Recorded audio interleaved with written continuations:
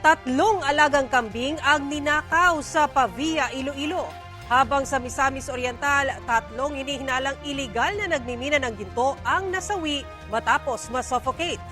Ang mainit na balita hatid ni Kim Salinas ng GMA Regional TV.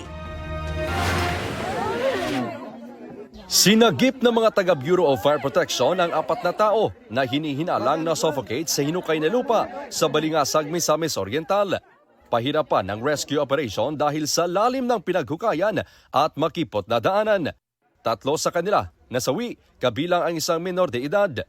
Ligtas naman ang isa pang minor de edad na kasama nila. Ayon sa Balingasag Police, tila minahan ang ginawa sa lugar.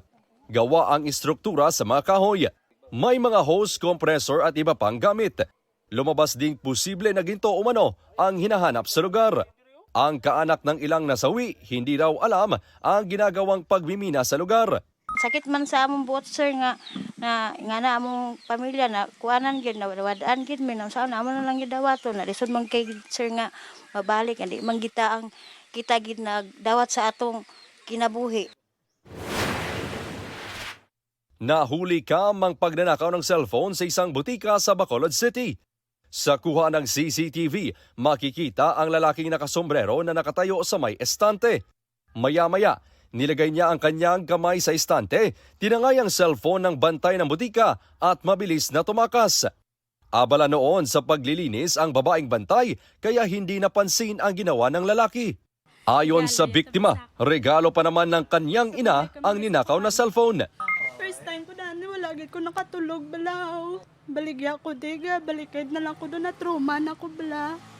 Hinahanap na ng pulisya ang sospek.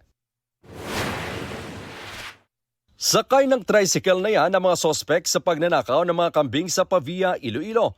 Ayon sa nag-aalaga sa kambing, 3 kambing ang ninakaw. Pero kamakailan lang, nawala na rin siya ng 2 pang kambing. Dahil sa CCTV footage, may mga natukoy ng sospek ang pulisya. Base sa investigasyon, residente rin ng bayan ng Pavia ang 2 sa mga sospek. Ang mga kasama naman nila ay dayo lang sa lugar. Sa huling update mula sa Pavia Police, na-recover na ang isa sa 3 mga ninakaw na kambing. Kim Salinas ng GMA Regional TV, nagbabalita para sa GMA Integrated News.